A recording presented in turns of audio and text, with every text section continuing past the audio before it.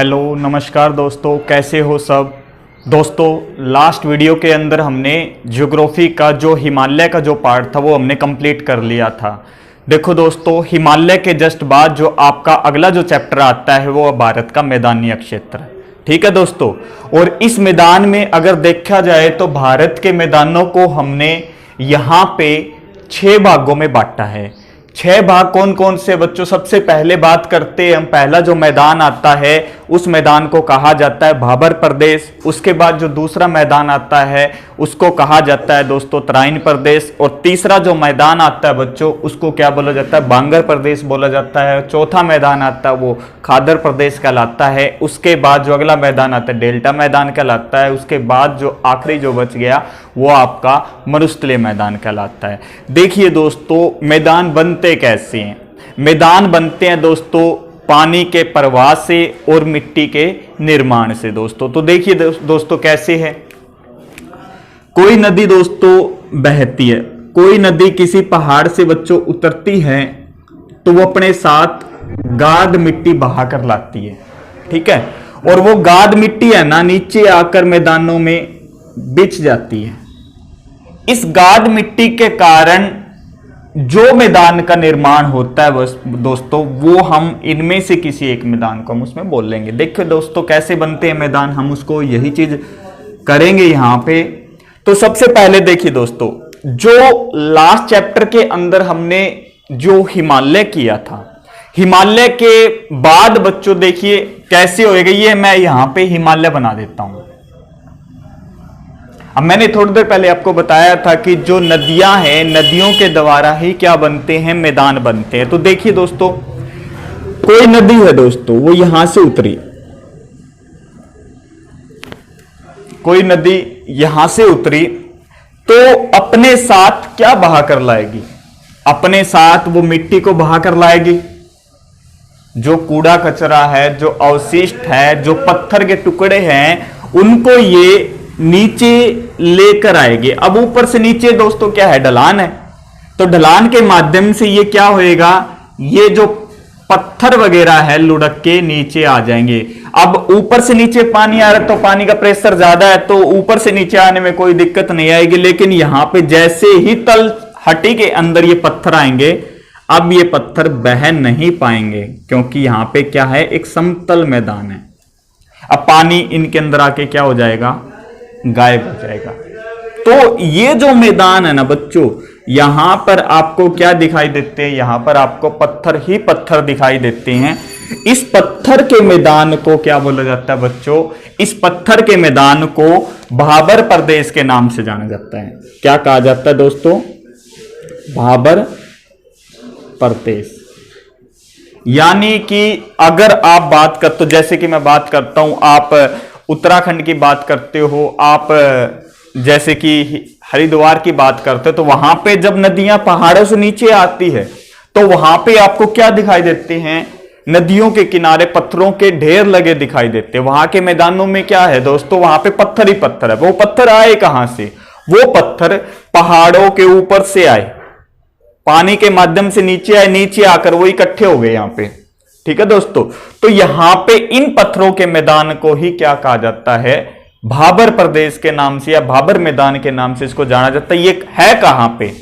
तो ये हिमालय के जस्ट दक्षिण में स्थित है। हिमालय के जस्ट दक्षिण में स्थित है दोस्तों। अब ये पत्थर आगे तो जा नहीं सकते, अब यहीं रहेंगे बच्चों। अब ये पानी आगे चलकर कहीं ना कहीं निकलेगा। अब आगे पत्थर तो है नहीं, तो ये पानी है ना मिट्टी में दूर दूर तक क्या हो जाएगा? फैल जाएगा। अब ये जो पानी वाला जो मैदान बना है, ये जो पानी वाला जो मैदान बना है दोस्तों, इस मैदान को किस नाम से जाना जाता है? इस मैदान को तराइन मैदान या तराइन प्रदेश के नाम से जाना जाता है। इसको क्या बोला जाता है? तराइन का मैदान या तराइन प्रदेश के नाम से इसको जाना जाता है। देखो दोस्तों, तराइन मैदान होता क्या है? कोई नदी है, कोई नदी गुजर रही है, ये कोई नदी है दोस्तों, इसके किनारे वाला जो एरिया होता है उसका जल स्तर नीचे मिलेगा है या ऊपर मिलेगा? उसका जल स्तर हमेशा ऊपर मिलेगा। हम एक लोकल लैंग्वेज में हम बोलते हैं कि चोवा बिल्कुल ऊपर है। ठीक है दोस्तों, तो यहां पे क्या मिलता है, चोवा बिल्कुल ऊपर मिलता है, जल स्तर बिल्कुल ऊपर मिलता है। यही मैदान क्या कहलाता है दोस्तों, ये मैदान तराइन प्रदेश कहलाता है। कहां पे, ये भाबर, इधर भाबर था तो भाबर के जस्ट नीचे कौन सा मैदान आपको मिलेगा, तराइन मैदान मिलेगा।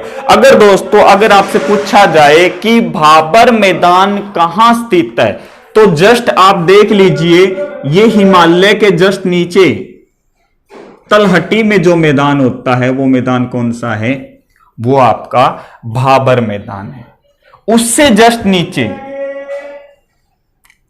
जस्ट नीचे जो मैदान है वो तराइन मैदान कहलाता है। फॉर एग्जांपल मैं आपको बताता हूं दोस्तों, यूपी का सहारनपुर दोस्तों क्या कहलाता है, तराइन प्रदेश कहलाता है। क्यों कहलाता है, क्योंकि यहां से एक नदी गुजरती है दोस्तों, उसका नाम है यमुना नदी।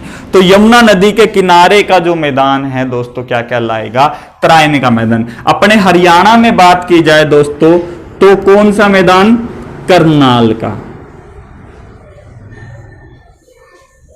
करनाल का मैदान या कुछ हिस्सा यमुनानगर, ये क्या कहलाते हैं बच्चों, तराइन के मैदान में इसको शामिल किया जाता है। क्योंकि यहां से जो यमुना नदी है दोस्तों वो यहां से गुजरती है और इसका जो जल स्तर है यहां पे दूर दूर तक क्या हो जाता है बच्चों, फैल जाता है। यहां पे पानी की कोई कमी नहीं होती। और जहां पे तराइन मैदान होता है वहां की जो मुख्य फसल होती है दोस्तों कौन सी होती है, चावल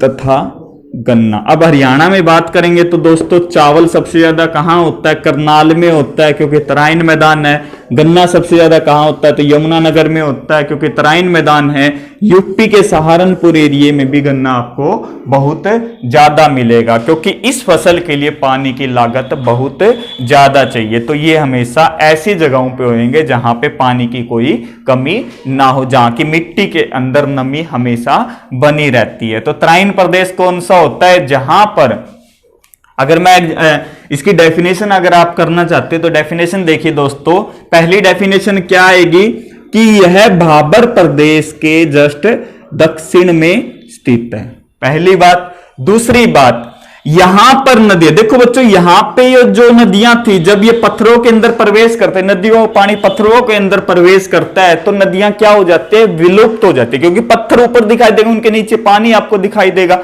तो यहां पे नदियां लुप्त हो जाती हैं, यहां पे पत्थर ही पत्थर आपको दिखाई देती हैं। लेकिन यहां पे कोई पत्थर नहीं है तो नदियों का पानी पुनः क्या आ जाता है, मुहाने पर आ जाता है और उसका पानी दूर दूर तक फैल जाता है। इसी प्रदेश को तराइन प्रदेश के नाम से जाना जाता है। हरियाणा में कहां पे, करनाल और यमुनानगर में। यूपी का सहारनपुर एरिया किस में आता है, तराइन प्रदेश में आता है। और तराइन प्रदेश का जो मैदान होता है कौन सी फसल के लिए उपयोगी मैदान समझा जाता है, तो चावल और गन्ने। धान का कटोरा हरियाणा में किसे कहा जाता है, करनाल को, क्योंकि यहां पे धान बहुत ज्यादा होता है। और गन्ना सबसे ज्यादा हरियाणा में कहां होता है, तो यमुनानगर के अंदर होता है। ठीक है दोस्तों। और एक और क्वेश्चन दोस्तों आपने सुना भी होगा, यहां पे तराइन से एक क्वेश्चन आपको ध्यान आ भी रहा होगा, हिस्ट्री का क्वेश्चन है, तराइन या त्रावड़ी का युद्ध, तराइन या त्रावड़ी का युद्ध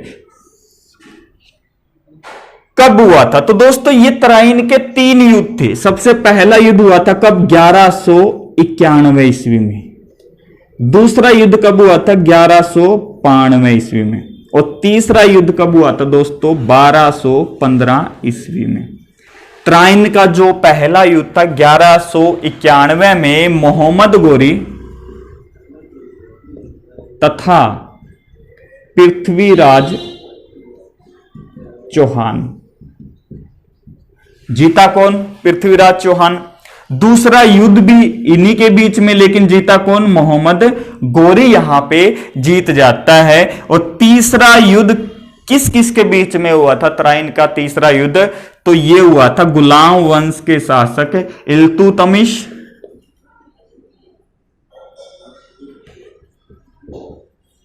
तथा एल्दोज के बीच में। तो बच्चों ये युद्ध भी आपको ध्यान रखने, अगर आपसे पूछ लिया जाए कि हरियाणा में तराइन का युद्ध किस जिले से संबंधित है, तो हरियाणा में तराइन का जो मैदान है बच्चों वो किस डिस्ट्रिक्ट से संबंधित है, किस जिले से संबंधित है दोस्तों, तो वो करनाल से संबंधित है। ठीक है दोस्तों, तो ये तराइन का मैदान था। भाबर प्रदेश आपको समझ में आ गया होगा और तराइन प्रदेश आपको समझ में आ गया। भाबर प्रदेश, अगर आपसे बोला जाए कि निम्न में से किस मैदान को उपजाऊ नहीं समझा जाता, तो दोस्तों भाबर मैदान की जो मिट्टी है वो उपजाऊ नहीं होती। क्यों नहीं होती? क्योंकि इस मैदान में पत्थरों की अधिकता होती है। ठीक है ना, यहां पे पत्थर ज्यादा है तो पत्थरों के कारण यहां पर फसलें नहीं बोई जाए। देखो बच्चों, पानी की तो कोई कमी नहीं है, लेकिन पत्थरों की अधिकता यहां पे ज्यादा है, इसलिए ये मैदान फसलों के लिए उपयुक्त मैदान नहीं समझा जाता। ठीक है दोस्तों, उसके बाद जो अगला जो मैदान आता है वो मैदान है बच्चों बांगर मैदान। अब देखिए दोस्तों, बांगर मैदान कौन सा है। देखिए दोस्तों, आज हम जहां पे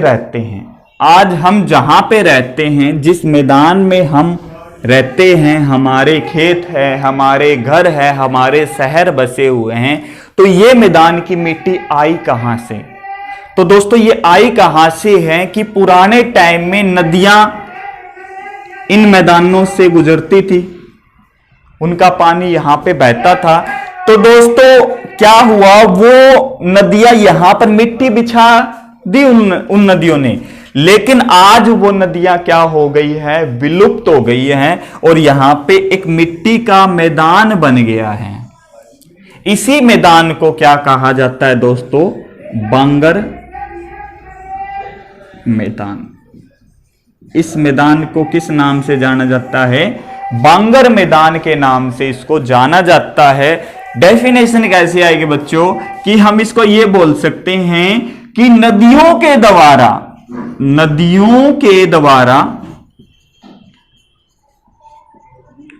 पुराने समय में बहाकर लाए गए जलोढ़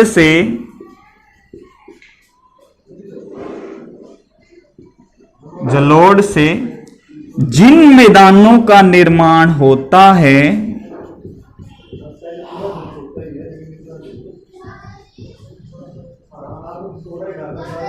क्या कहलाते हैं?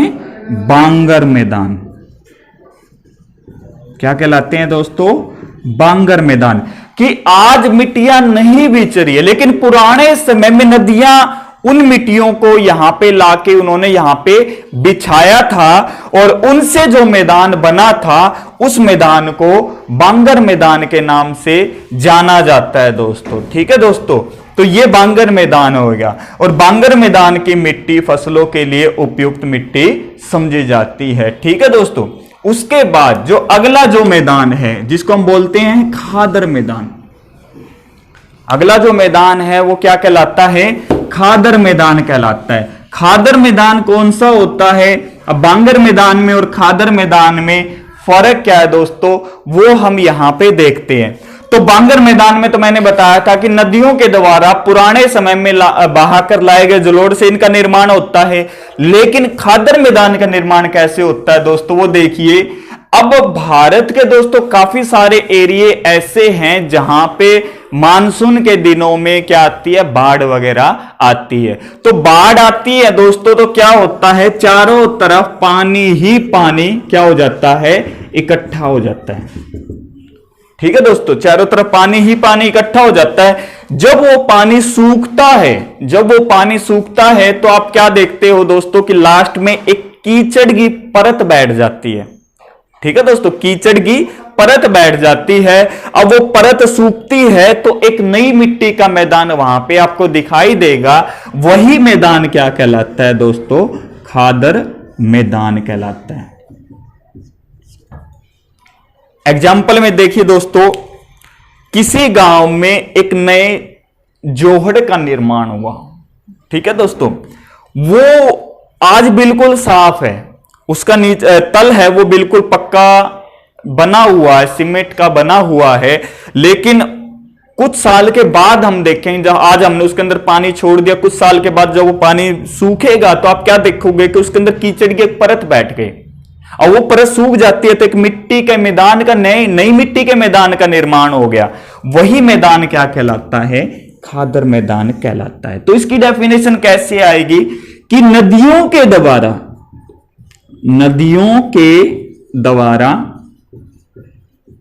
प्रतिवर्ष बाढ़ से निर्मित मैदानों को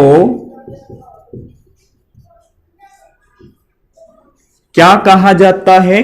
खादर मैदान कहा जाता है। दोस्तों, अगर आपसे पूछा जाए कि इन मैदानों में सबसे उपजाऊ मिट्टी कौन से मैदान की होती है दोस्तों, तो खादर मैदान की जो मिट्टी होती है सबसे ज्यादा उपजाऊ होती है। क्यों होती है? क्योंकि हर साल नई मिट्टी बैठी है दोस्तों, तो नई मिट्टी के अंदर पोषक तत्व ज्यादा मिलेंगे, क्योंकि अभी तक हमने उस पोषक तत्वों को यूज नहीं किया है, वो ऐसे कैसे रखे हुए हैं, तो उनके अंदर जो पोषक तत्व है, अब इनके अंदर तो हमने यूज कर लिए, लेकिन ये यूज अभी तक हमने नहीं किए, नए पोषक तत्व यहां पे बने हैं। तो इसीलिए खादर मैदान को फसलों के लिए सबसे उपयुक्त मैदान कहा जाता है। ठीक है दोस्तों, उसके बाद डेल्टा मैदान। अब डेल्टा मैदान कौन सा होता है, अब वो देखिए। सबसे पहले तो दोस्तों आपको यह पता होना चाहिए कि डेल्टा होता क्या है। ठीक है दोस्तों, तो देखिए डेल्टा क्या होता है। अब दोस्तों कोई नदी पहाड़ से, किसी पर्वत से नीचे उतरी है, ये नीचे उतर रही है, ठीक है। अब पानी ऊपर से नीचे आ रहा है, एक ढलान के माध्यम से पानी नीचे आ रहा है, तो पानी का प्रेशर ज्यादा मिलेगा। अब ज्यादा मिलेगा तो जो नदियां अपने साथ अवशिष्टों को बहाकर लाती है तो आराम से उसको नीचे ले आएगी। ठीक है, नदी को उनको धकेलने में कोई दिक्कत नहीं आएगी। लेकिन जब वो नदियां एक समतल मैदान में प्रवेश करती है और जो अवशिष्ट को वो बहाकर ला रही है, अब उसको धकेलने में नदियों को क्या होगी? परेशानी होगी। अब कहीं पे मैदान थोड़ा सा भी अगर ऊंचा आ गया तो नदियों का जो अवशिष्ट है, जो उसके आगे आगे चल रहा है, वो क्या कर देगा? एक अवरोध लगा देगा। यहां पे उसने क्या लगा दिया? अवरोध लगा दिया। अब नदी का पानी कहां से निकलेगा? अब नदी के पानी को निकलने का रास्ता नहीं मिला, तो नदी का पानी क्या करेगा? कई जल धाराओं में बदल जाएगा ऐसे। ठीक है दोस्तों, अब इस नदी का कई जलधाराओं में बंटना ही दोस्तों क्या कहलाता है? यही तो डेल्टा कहलाता है। अब आगे चलकर कहीं पर एक समान मैदान आ गया, वहां पे जाके पानी क्या हो जाएगा? इकट्ठा हो जाएगा और फिर आगे एक जलधारा बन जाएगी और इसके बाद यह खाड़ी या सागर में ये गिर जाएगा। तो बच्चों यही चीज क्या कहलाती है? डेल्टा कहलाती है। अब दोस्तों नदी का पानी यहां से जा रहा है, यहां से जा रहा है, लेकिन यहां पे ये क्या है? ये एक मैदान है दोस्तों, और इस मैदान को क्या कहा जाता है? इस मैदान को डेल्टा मैदान कहा जाता है। तो इसकी डेफिनेशन कैसे आएगी दोस्तों? कि ये किसी नदी के डेल्टा क्षेत्रों में पाए जाते हैं। ये किसी नदी के डेल्टा क्षेत्रों में पाए जाते हैं। ठीक है दोस्तों, जैसे भारत का पश्चिम बंगाल में स्थित सुंदरवन डेल्टा मैदान,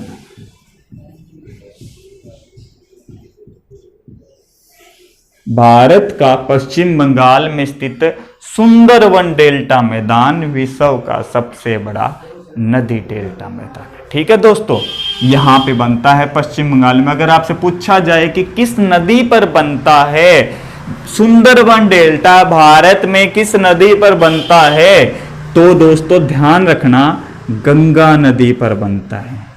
किस नदी पर बनता है? गंगा नदी पर भारत में पश्चिम बंगाल के अंदर सुंदरवन डेल्टा मैदान बनता है। ठीक है दोस्तों, उसके बाद जो आखिरी में जो बच गया मैदान वो कहलाता है मरुस्थलीय मैदान। देखिए दोस्तों, मरुस्थल, मरुस्थल, मरु यानी कि मृत, स्थल यानी कि जगह, यानी दोस्तों ऐसी जगह जहां पर जैव विविधता ना के बराबर हो, ऐसी जगह जहां पर जैव विविधता ना के बराबर हो दोस्तों क्या कहलाता है? मरुस्थल कहलाता है। और मरुस्थल जो होते हैं बच्चों दो तरह के होते हैं। कितने तरह के होते हैं? दो तरह के होते हैं। एक तो होता है गर्म मरुस्थल, जैसे भारत का राजस्थान में थार। ठीक है दोस्तों। एक होता है दोस्तों ठंडा मरुस्थल, जैसे भारत का लेह लद्दाख, जम्मू कश्मीर में। ये दो मरुस्थल भारत में पाए जाते हैं। राजस्थान के थार मरुस्थल में क्या है दोस्तों? जैव विविधता ना के बराबर है, क्योंकि बारिश बहुत कम होती है, टेम्परेचर ज़्यादा होता है। और लद्दाख में भी क्या है दोस्तों? टेम्परेचर बहुत कम है, जिसके कारण यहाँ पे वर्षा की कमी है। और वर्षा की कमी के कारण यहाँ पर क्या है? जैव विविधता में कमी दर्ज की जाती है। तो दोस्तों ये आपके भारतीय मैदान थे। ठीक है दोस्तों, सबसे पहला जो मैदान था वो भाबर मैदान था। भाबर मैदान कौन सा था? हिमालय के जस्ट दक्षिण में स्थित था। यहाँ पर बड़े बड़े पत्थर पाए जाते जिनमें नदियां आकर विलुप्त हो जाती है। पत्थरों की अधिकता के कारण यहाँ पर फसलें नहीं बोई जा सकती। तराइन मैदान भाबर प्रदेश के जस्ट दक्षिण में है। ठीक है दोस्तों, नदियां पुनः मुहाने पर आ जाती हैं, पानी दूर दूर तक फैल जाता है। पानी की अधिकता के कारण पानी की ज्यादा जरूरत वाली फसलें यहां पे बोई जाती हैं। बांगर मैदान नदियों के द्वारा पुराने समय में बहाकर लाए गए जलोढ़ से जिन मैदानों का निर्माण होता है वो क्या कहलाता है? बांगर मैदान कहलाता है। खादर मैदान नदियों के द्वारा प्रतिवर्ष बाढ़ से जिन मैदानों का निर्माण होता है खादर मैदान कहलाता है। फसलों के लिए सबसे उपयुक्त मैदान है। डेल्टा मैदान किसी नदी के डेल्टा क्षेत्रों में पाया जाता है, जैसे भारत के पश्चिम बंगाल में सुंदरवन डेल्टा मैदान। ठीक है दोस्तों। मरुस्थलीय मैदान जहां पर जैव विविधता ना के बराबर होती है मरुस्थलीय मैदान कहलाता है, जैसे कि राजस्थान का थार मरुस्थलीय मैदान और जो आपका लद्दाख का ठंडा मरुस्थलीय मैदान। ठीक है दोस्तों, तो आज आपका मैदान का जो चैप्टर था वो कंप्लीट हो गया दोस्तों। इसके बाद जो आपका अगला चैप्टर रहेगा इन्हीं मैदानों में से जो हमारी नदियां हैं, जो भारत का अपवा तंत्र है दोस्तों, वो हम वहां पे करेंगे। तो आज के लिए दोस्तों हम इतना ही करते हैं, बाकी का जो चैप्टर है हम अपनी नेक्स्ट क्लास के अंदर करेंगे। और दोस्तों जिन बच्चों ने अभी तक हमारी पिछली वीडियो को नहीं देखा, देखो दोस्तों, अगर आप बीच बीच में से देखोगे तो आपको कुछ भी समझ में नहीं आएगा। ठीक है दोस्तों। और दूसरा, हमें रेक्टिफिकेशन नहीं यहां पे करनी है दोस्तों, हमें कंसेप्ट वाइज चलना है। ठीक है दोस्तों। तो आपने अगर पिछली वीडियो को नहीं देखा है तो ज्योग्राफी की पिछली वीडियो को जरूर आप देख लीजिए, आपको आगे किसी प्रकार की प्रॉब्लम नहीं आएगी अगर आपने कंटिन्यू वो चीजें देखी है, कवर की है, और आप इनसे फिर अपने नोट्स भी प्रिपेयर कर सकते हैं दोस्तों। ठीक है दोस्तों। तो मिलते हैं नेक्स्ट क्लास के अंदर। और अभी तक अगर आपने हमारे चैनल को सब्सक्राइब नहीं किया है तो आप उसको सब्सक्राइब कर ले। तो ठीक है दोस्तों, थैंक यू।